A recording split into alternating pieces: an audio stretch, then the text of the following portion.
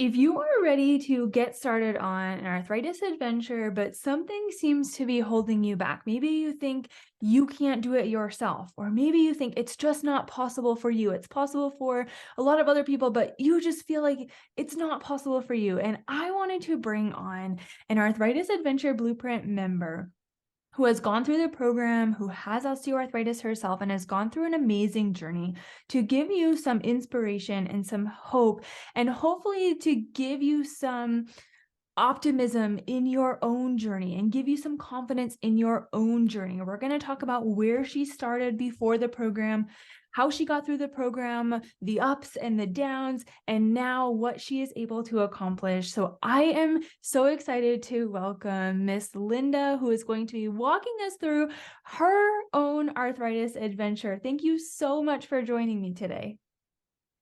Thank you for having me. Absolutely. And she's coming all the way from New Zealand. So it's a very early morning. And I really appreciate that. No So problem. I just want to first give the listener, or if you're watching on YouTube, a little bit of background on where you started before coming into the program, what you were dealing with, the symptoms, and how your osteoarthritis was perhaps limiting you before getting started. Well, to begin with, 6 years before I found the program, I was in yoga, did hot yoga 7 days a week, an hour and a half a day, twisted, my knee jammed, and I don't know what happened, possibly a meniscus tear. So I went to the doctor. After about a year, they told me there was nothing wrong with my knee. I only had signs of osteoarthritis. And that seemed to me now, looking back, is the worst thing that you could say to someone. Nothing wrong, just this. I So agree. it took it took about 6 years before I found you, because basically in New Zealand there's very little in the way of support for people with osteoarthritis. And I make that point that it's really support. It's not that we necessarily need treatment, but we need to have enough support to know how to work through it. So I had a business, a cafe, which I was running 7 days a week. By the time I sold it in April, I was working 12-hour days because as my knee got more painful, it took me longer to do my work. And so therefore, I just found myself in this vicious cycle of pain, tiredness, stress. COVID made business very difficult. And so I actually lost sight of any perspective of work-life balance or my ability to think my way out of the situation I'd gotten myself into. And I prefer to put osteoarthritis in one place and persistent and chronic pain in another. And the other thing too is I've chosen to call it persistent rather than chronic, because chronic gives me this feeling it's going to go on forever. And I felt like I could deal more with persistent as a word. So Yes.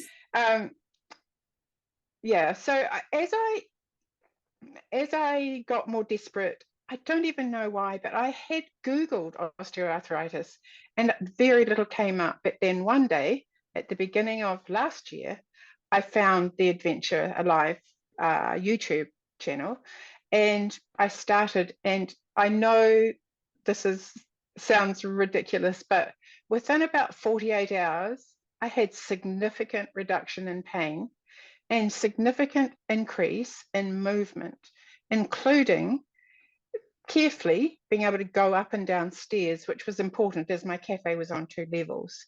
So that gave me a very, very precious thing, which is hope. And I actually didn't realize that I'd lost that. So that brings me to the program, really. What else would you like to know?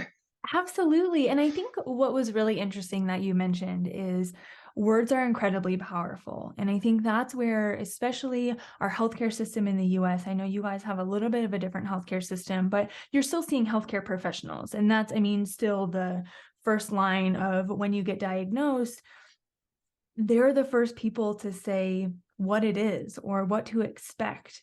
And I think the problem is we get into this or they get into this habit of going down like this negative path, or saying things that they don't even know the weight that they carry behind them. Like, oh, it's just osteoarthritis, or it's just, these symptoms and there's not really a cure. I mean, it goes down this rabbit hole of, okay, now avoid this, avoid that.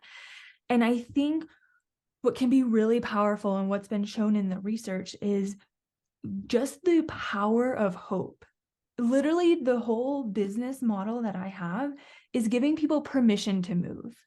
And I don't know, maybe if that's why you felt the increase in just that short amount of time to say, wow, I can actually do this and I'm not causing more damage, or I can actually do this and not have to worry about it.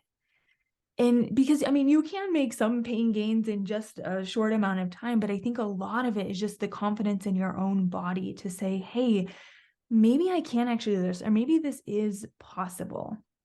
And I just don't think we get that enough versus like searching on the internet, which I'm trying to change. But I think that is one of the most powerful pieces. And I don't know if you feel the same way, but I think that power of hope and saying the power of possibility and the power that I don't have to live with this for the rest of my life, as far as the loss of function and all of that is concerned. So I think that is the piece that a lot of people are missing. And would you agree with that? I absolutely agree with it. I think there's a problem with being uh, an, a woman who's getting a little older and going to a medical professional, often a male, who thinks that it doesn't matter that you're in pain, or that your life goals are being limited by this, which is just something, so in all of the frustration and everything, I must say I added a little bit of anger as well. It's just, what do I do now? I have a business. How do I run the business? But there was, yeah, I think once I found you, I actually felt safe. If you were demonstrating the exercise, then I felt like that was going to Sure. be okay.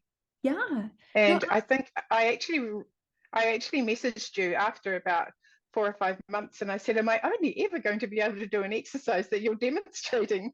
Because I had I had that much trust and faith. yes. And I think that is a hard part too about a lot of videos and social media and personal trainers, etc., is that a lot of people demonstrate movements, but it's the fact of bringing the osteoarthritis into it and being able to understand the symptoms and being able to understand, what usually flares up a lot of people. And what usually flares up people if they have hip arthritis, what usually flares up people if they have knee arthritis, where to start. And then it's crossing the bridge into more strength training. And that is totally possible. And I know that you've done some of that. We'll talk about that. But I do want to move into the journey through the program. So the Arthritis Adventure Blueprint is my signature online program, if you're not familiar. And essentially, it's based on 3 principles. First, you understand what osteoarthritis is and what this persistent pain is that you just mentioned. Getting a different perspective and actually understanding why something is happening, I think, is one of the most foundational things when you're finding pain relief, but almost nobody tells you. Then it's prioritizing what's causing your pain and then being able to target and hone in instead of just going into this grab bag of things. And then it's committing and becoming consistent. And commitment becomes a lot easier once you accomplish these first 2 things. But I think a lot of people miss this first step just because they're not exactly told or necessarily explained to what osteoarthritis is. And so I want to talk about your journey through the program, the ups and the downs. But first, let's talk about what was the most important thing that you learned as you were going through this journey. Well, actually, to be honest, it was nothing to do with exercise.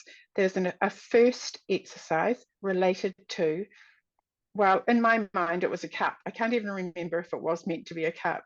And so I actually got pieces of paper and wrote on it all of the things that were creating stress in my life that took up time.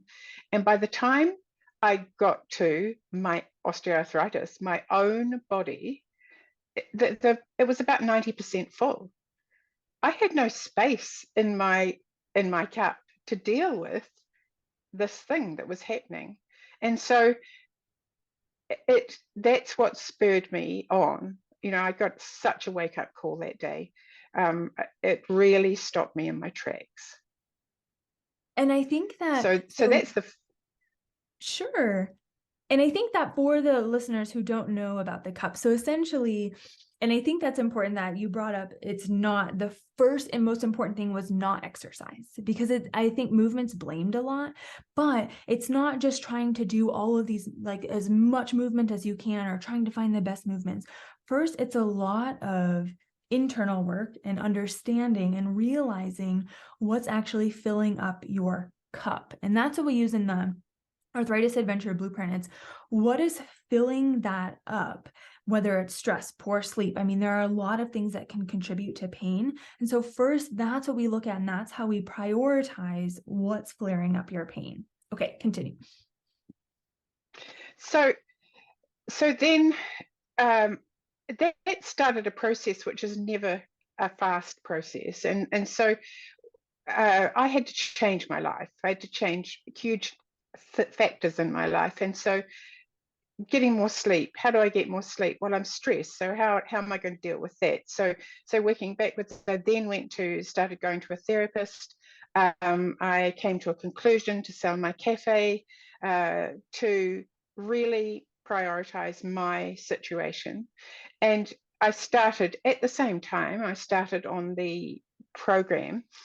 But one of the things that I realized is that I had struggled with how my brain had been changed over those years by that pain. And so my focus was just not there. I didn't have the ability to stick to something. And so I did stutter and stammer my way through the program. And I did wonder if it was possible, because I had a sense that I couldn't succeed after 6 years of not really succeeding. So it wasn't a magic journey. It was a difficult journey, and still is, really, because one of the things that's important is that we have to find and build into this kind of life ways of learning again, ways to actually focus our minds enough to keep on with the process. And positive thinking, all of those things, they don't work all the time, and they don't work when things are really difficult. And I still had this problem with my knee where if I was stepped sideways, it could jam, for instance. And that always brought up old memories of when it was maybe 6 or 8 hours before I could bend my knee again. So regardless of how much hope I had in the program, I still had little triggers that were making me feel that I was just going to be back where I started again. And I had to say that my family and friends actually would say that. They would say, oh, this is the same as it's always been. And so therefore, it was being reinforced. And how did you break through that? How did you keep yourself going and continue to move forward? Well, I had another injury. I hurt my shoulder, and I went to a physical therapist, and he gave me a link to a neuroscientist's podcast. And I started to read about the effect of the brain in pain, and it just exploded in my brain when I realized that I could take control of this pain that was happening, work with it. That pain had so many sources. So it wasn't just my arthritis, it was the stress, it was, all of the things that go on in your life, what I'm eating, how I'm sleeping.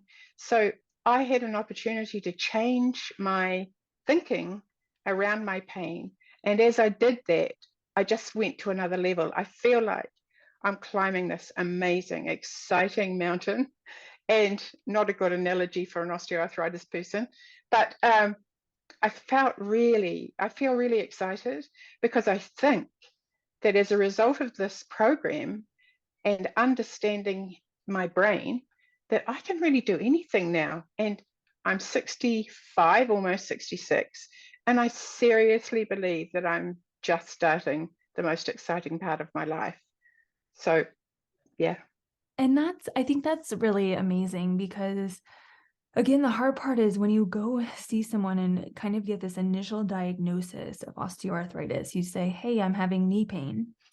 And they take an x-ray of your knee or an image of your knee most of the time, or they just simply look at your knee and say, oh, here's some medications, here's maybe a referral to surgery even, without diving into any of these things. And the hard part is research continues to show that this chronic persistent pain, all of this can make such a big difference.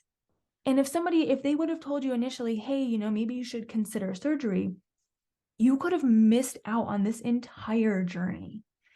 And that's why I think what you had mentioned earlier about always wanting to learn more and essentially having an open mind to learn more, that maybe it's not just surgery is inevitable.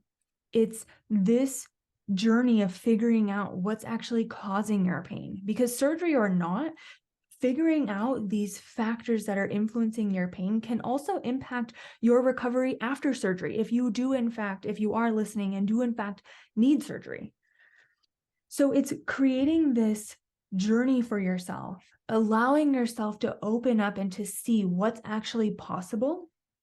The possibilities are going to be different for everybody, but it's the fact of what you could be missing out on if you don't take this leap.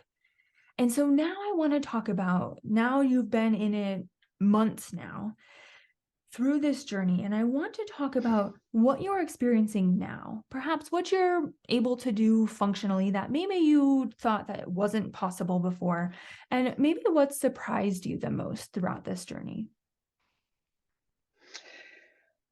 Well, I think that now first of all, walking, and your recent videos on walking have been very helpful in terms of not going past that point of where you can walk comfortably. So I've actually learned something from that, and I only really walk to commute anyway. So, but what I'm doing now is that if you imagine your body and you imagine everything in its right size and shape. Well, when my knee was sore, if I had drawn a picture of myself, my knee would have taken up about 2/3 of the space on the paper. And so now my knee is back in proportion to the rest of myself. So I think that's probably the best way that I can describe how I am. So I exercise, but I also live functionally. And I also even have started going out and actually socializing more, because I don't have to worry about what kind of path there is, how far away I'll need to park, just all of those little things that gradually make your life smaller and smaller. So I do feel like my life has got huge. And I think now that I don't even want to limit it by predicting what I can do, because I do think that it's open. And as I say, it's not just physically, it's mentally and in every other way. So, And I think that's very important too, because again, a lot of times it's just focusing on the physical aspects of the osteoarthritis symptoms, how it limits you, and then just kind of even setting goals. They're always physical. But I think a big part, and you've illustrated this, is the mental part as well. I mean, the worry, the frustration, the overwhelm, the anger, I mean, that builds up. And a lot of people feel like there's nowhere to turn, and then just succumb to either surgery when they're not really ready, or just succumb to living and dealing with debilitating pain for years and years and years. And then it goes into isolation and depression, and it can, snowball into all of these effects. So I think that that's very important to elicit to affect not only the physical things, but the mental, emotional things as well, which the program helps to address both of those. And I want you to talk a little bit about where you see your future heading. I know you don't want to predict anything, but where you see yourself in a couple of years. Well, first of all, I've got work to do as far as my fitness is concerned.